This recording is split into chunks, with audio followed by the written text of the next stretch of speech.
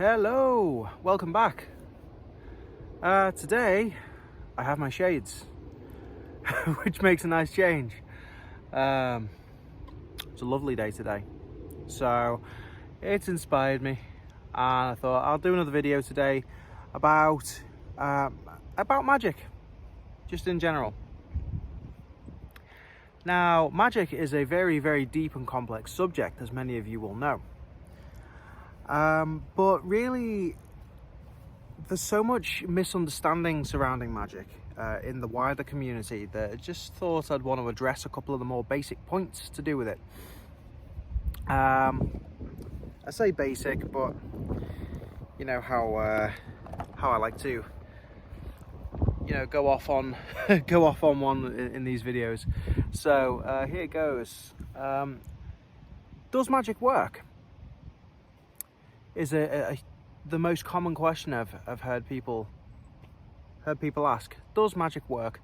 Well, the simple answer is yes and no. Because magic will work if you put in the correct amount of effort, the correct amount of belief, and you have a kind of an understanding as to what magic is and how to work with it.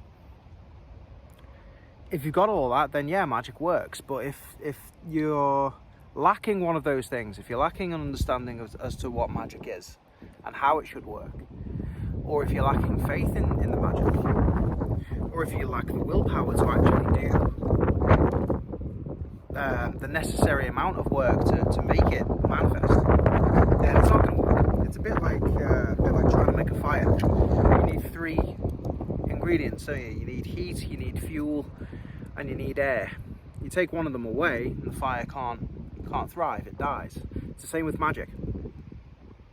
This is because, like fire, which is just a form of thermal and kinetic energy, magic is energy in and of itself. Everything is energy. I've said this in pretty much all my videos. Magic is just, well, existence is all energy. Magic especially. So when you're getting into doing magic, that's the first thing you have to keep in mind, is that you're working with a form of energy just like any other. It has patterns, it has behaviors, it has certain stimuli which initiate certain processes. But it also has things that can interfere with it and inhibit it, just like any other form of energy. So, yes, magic works under the right circumstances.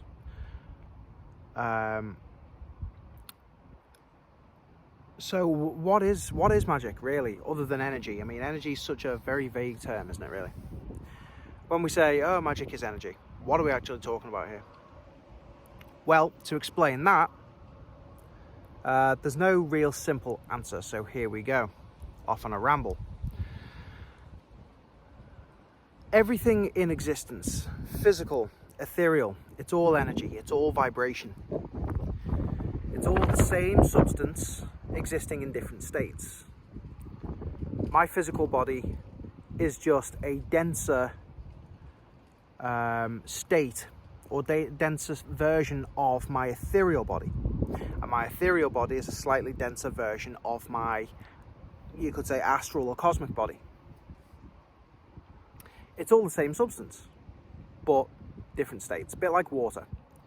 Water can be solid as an ice cube, it can be fluid as water, or it can be gaseous as vapor. So that same principle applies to absolutely everything in existence. If you apply the right amount of heat to any given substance, any given solid, it will eventually liquidate. And if you continue to apply that heat, it will eventually vaporize and become a gas.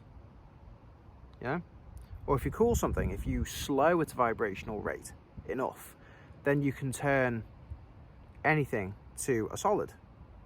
Nitrogen, for example, doesn't reach its liquid state until it's something like minus 200 degrees Celsius. But it can be liquid, and therefore, by extension, it can be a solid.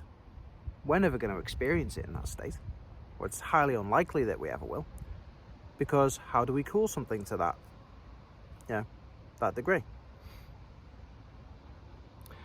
So with magic, it's the same. We have to understand what stimulates it to change its state, to make it behave in certain ways. But anyway, everything's energy, everything's vibration, including our thoughts. Okay, most importantly, our thoughts are a form of energy. Now, the thoughts don't come from in here. We don't generate our thoughts, because if we did, we'd know what thoughts we're about to have before we have them. Think about that one for a minute. That demonstrates to us that our thoughts come to us from somewhere else, and we simply receive them and we let them go. They pass through us. We experience them, we interpret them, and then they're gone. Where do these thoughts come from? Well, as I mentioned, physical body, ethereal body or light body, and then cosmic body. That cosmic consciousness, the thing that animates me, the thing that drives me, the thing that guides me, my higher self, is the source of those thoughts, presumably. And it transmits those thoughts to me through here. Well, actually, no, it transmits those thoughts to me through here, the heart center. It's then interpreted by the brain. That information is converted into something that I can understand as a human. Then what happens with those thoughts? Well, if the thought comes to us as an idea or an inspiration, what happens then? We feel it before we think it. When we think it, we then imagine how it can manifest, how we can make it manifest outwardly, either through literature, through art, through music, through dance. We take those thoughts and inspirations and we convert them into something tangible. And then through our physical being, we make it physically manifest. Magic is exactly the same. Now, the universe, our world, is governed by conscious beings, conscious processes. I'll use heat as an example again. Scientific explanation for heat is atoms vibrating at a faster rate, generating more energy. That creates light, it creates heat. Question is, what actually dictates that process? What guides that process? Nothing in this world just happens. It happens because something somewhere is making it happen. Chain reaction of events. Okay, what dictates that chain reaction of events should lead to the creation of fire? Fire exists as an idea and as an energy before it exists as a physical manifestation of a flame. Just as we exist as a thought, as an intangible being, before we become an energy, before we become a physical being. So, those beings, these spirits, which guide the processes of nature, every single process in nature, on the subatomic level, before it even has the energy to become subatomic matter. It's all governed by a spirit. So when we're doing magic, what we're doing is, through the agency of the human mind, through visualization, and through direction of the energy that flows through us, that life force that flows through us from those powers above, or powers within, you could say, because they're everywhere. Through those agencies, we draw in those spirits, those powers, those ideas, whatever you want to call them. Was it Plato referred to that place as the realm of forms? I see it as the realm of thoughts. But every single one of those types of energy that governs a natural process has a consciousness, it has an intelligence. We're not just dealing with mindless energy, we're dealing with intelligence. So, for example, when you're doing a banishing ritual, you stand in your space, your designated working space. You breathe in and you imagine that you are breathing the power of the universe, the life force of the universe, into yourself as a beam of light. And in doing so, you are pulling that power down to you and into you. Then you are learning to direct that power through your body as a denser form of energy, because it comes to us as an intangible thought. Then it becomes a visualization in here, a tangible thought. Then, through breath work, through visualization, we convert that tangible thought into a denser form of tangible energy, which can then be directed through the body, through the hands, using your sword mudra.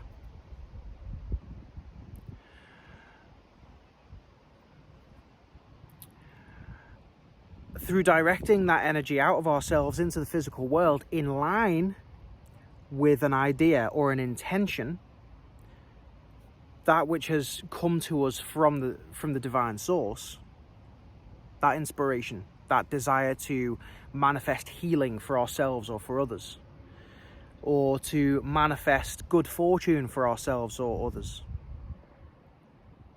or whatever intention it is you have. Could be a malevolent intention. It still works. We don't like to talk about it, we don't like to do it, but has to be acknowledged, it still works. Because those thoughts, they come from those beings, even the negative ones. Those thoughts of harming and things like that, they all come from the same place. Because on that plane of existence, right and wrong is entirely relative. But I won't go into that, right? That's going to spark debate. Of course, it always does. But again, whatever the intention is, you direct that energy, you convert it from this intangible thought to a tangible thought to a type of energy that we then direct through our bodies and out into the world. And by believing in what we're doing, by going through the necessary motions to pull that energy in, condense it, direct it, you start off a chain reaction of events. Just as one atom bumping into another atom makes that second one vibrate a little bit faster, move a little bit faster, which then bumps into other atoms, starting the chain reaction to create heat, right? It's exactly what we're doing with magic. We're calling in the spirits of the universe, the spirits of nature, the spirits of the cosmos. We're calling them in as thoughts. We're calling them in as feelings. We're calling them in as ideas. We're giving them form within ourselves through visualization. We are directing them with intention.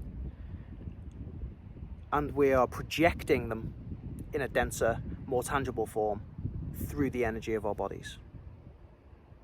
So that is how magic works. In a nutshell. You could go deeper into it. You could look at how every single subatomic particle is then affected.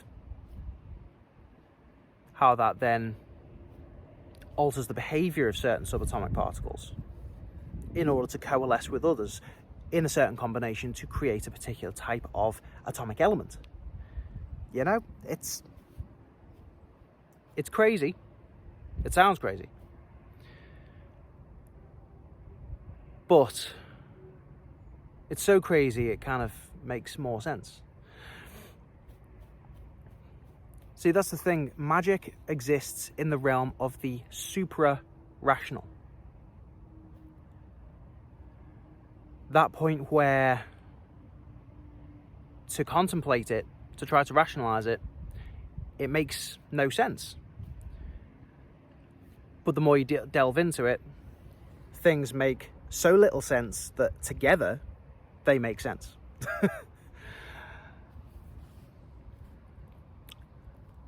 So magic works if you know what you're doing with it. Sometimes magic works if you don't know what you're doing with it. We do magic all the time without realizing it, just by breathing, just by speaking, just by looking at another human being. We are doing magic because we influence everything without realizing it. And we will likely never see the effects of our thoughts and our actions. Those chain events will continue around the world, but we'll never ever see the end result of it. Or if we do, we won't know that that's what we're looking at. But that's magic for you.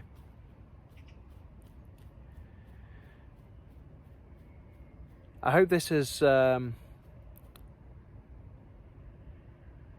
been valuable in some way. I hope that this has opened some doors for some of you. If you're new to magic, if you don't know where to start with it, if you don't know what to make of it, then hopefully this has given you a relatively firm grounding in what magic is and how to explore it. As Nikola Tesla said, if you want to unlock the secrets of the universe, you need to think in terms of energy, frequency, and vibration. The man was a magician, whether he knew it or not. And so is every single one of us. So I'm going to leave it there. For now, I just want to thank you for watching. Give the video a like if you found some value in it. Share, hit the little notification bell, subscribe if you haven't already.